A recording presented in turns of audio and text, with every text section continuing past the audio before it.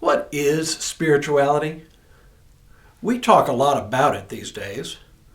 The word has been around for centuries in the English language, but its use exploded around 1990 and shows little sign of dropping off.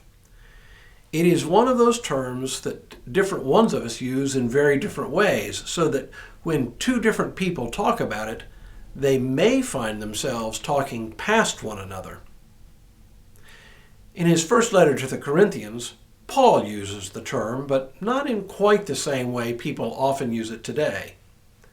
The way he uses the term can help us understand what it means for the Christian life. Hello, I'm Stuart Baskin, pastor of First Presbyterian Church of Tyler, Texas, and this is your daily devotional for Wednesday, March 16th, 2022.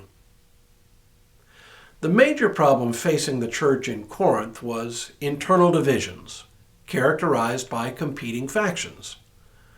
But Paul also sees it as a symptom of a deeper problem, a spiritual problem, if you will.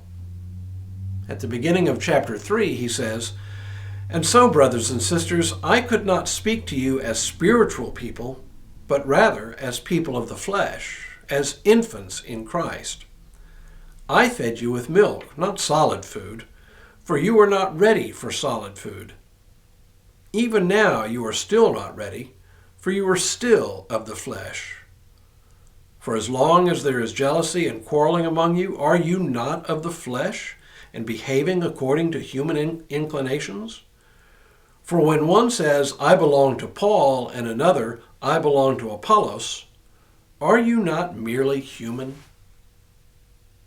The pressing issue was the presence of factions in the church, each loyal to a different leader who had been part of the church's founding and early growth.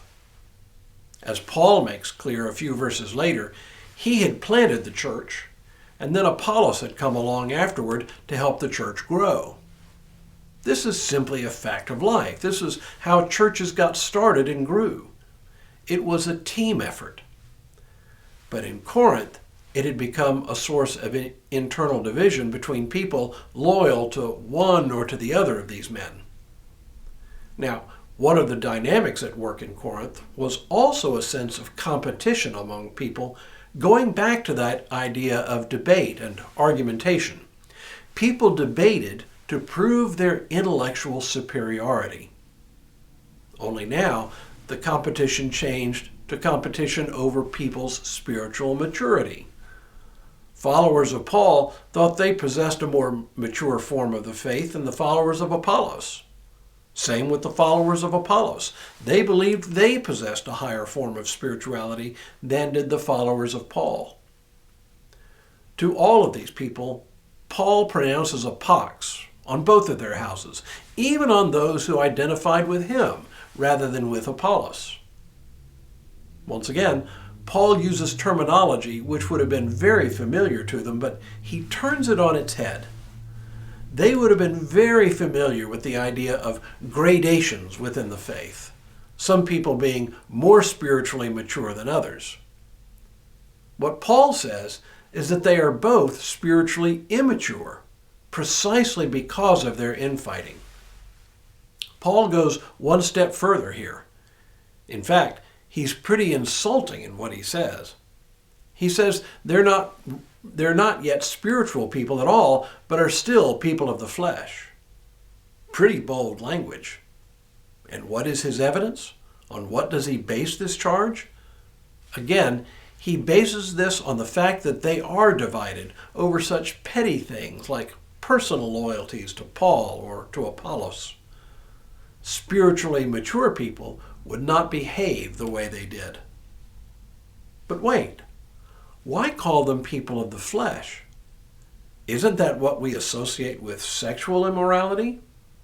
Well, in Paul's eyes, sexual immorality can be one manifestation of the life of the flesh, but it is by no means the only one or even the most important one. Self-centeredness, egotism, belief in one's superiority as over against others, these are the more important indicators of a life of the flesh, a life of spiritual immaturity. To be spiritually mature is, for Paul, to put such petty things away, to lift others up, and not to insist on one's own way. Later in this letter, he'll talk about love. What he describes in that chapter, chapter 13, is more than just love. As we'll see, what he's describing is spiritual maturity. It would be easy to read this letter and to look down our noses on the Corinthians. But as usual, Paul's description applies to us today every bit as much as it did to the Corinthians.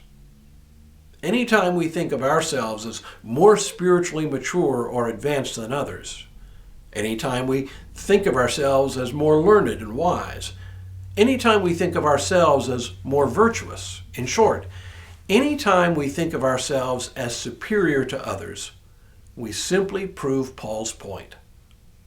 To be spiritually mature is to put aside petty differences and to live in peace with our fellow believers. Now may God continue to bless you and keep you in all that you do this day and in all the days ahead.